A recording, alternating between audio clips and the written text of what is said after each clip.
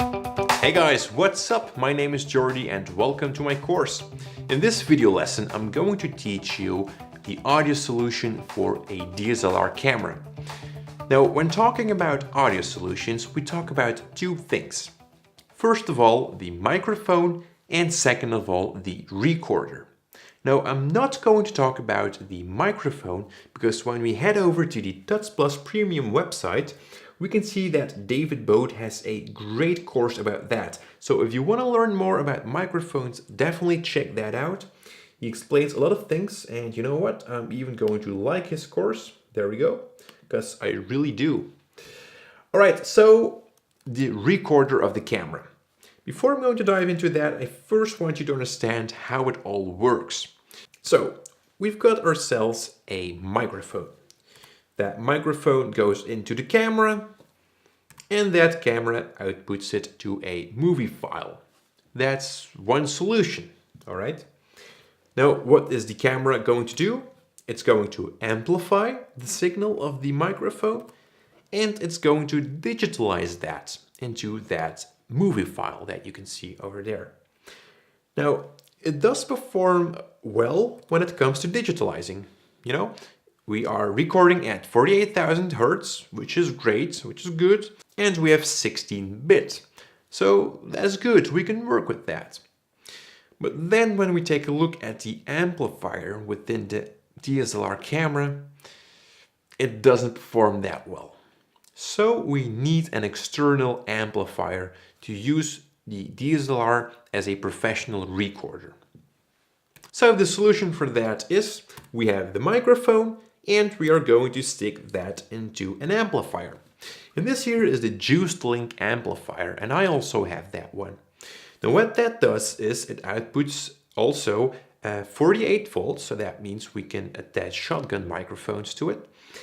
And we can input microphones with an XLR into it, because a DSLR camera only has a mini jack in. So what this does is it amplifies the signal and then it outputs it to a mini jack. We can input that mini jack into the camera. And then it's very important to tell the DSLR not to amplify the signal because we are already doing that. So within the camera, we have to set it to manual audio control and we have to turn down the amplification all the way down. And when the camera is then going to record that signal, it's going to look good, or hear good actually. Now, I was talking about this manual audio control, and a lot of people back in the early days of DSLR filmmaking, bought themselves an external audio recorder. And the reason for that was because the DSLRs back then didn't provide a manual control over the audio. So if you don't have that, you are not able to use this setup. Then you have to buy an external recorder also. So a lot of people bought this device right here. And this is the Zoom recorder, the hand zoom. It's a good recorder, you know. It also has a built-in microphone. You can see on the top it has a stereo microphone and it has XLR inputs. So this is a great solution. You know, this gives you a very good recording of the audio.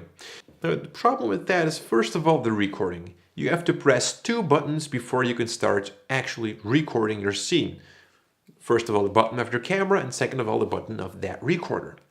And then, whenever you have recorded that in post-production, you have to load in two devices, your DSLR and that recorder, and then you have to synchronize those two signals. Now, there is some software out there, like Plural Eyes, and that will do the job for you, but it doesn't always work 100%. So is this a good solution? No, I'm just going to say it.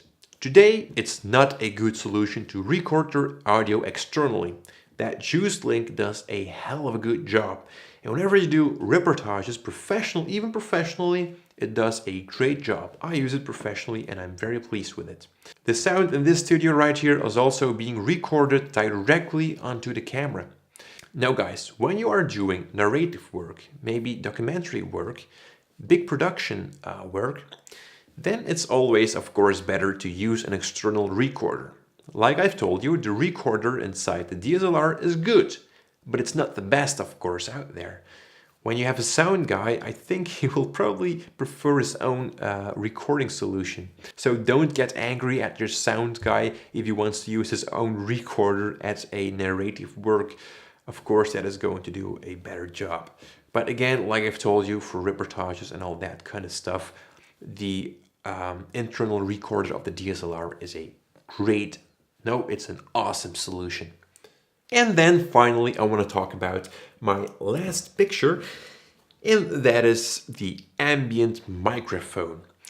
This microphone is a lot better than the one inside your camera, which is obvious, of course. Never use your internal microphone, by the way. So what that does is you have the microphone, it has this internal amplifier, which is a good amplifier, and it will output that with a mini jack directly into your camera. Now, this is not the best solution when it comes to interviews and that kind of stuff, because you want to have your microphone as close as possible to the subject, but it's very good to capture a useful ambient noise. Also, when you are going to focus or zoom or anything like that, or control your camera, you won't hear it that much with a microphone on top of your camera than with the internal microphone. Alright guys, that's it for this lesson. I want to thank you for watching again, and in the upcoming video I'm going to talk about DSLR toys, so it's going to be a lot of fun. Alright, thanks a lot.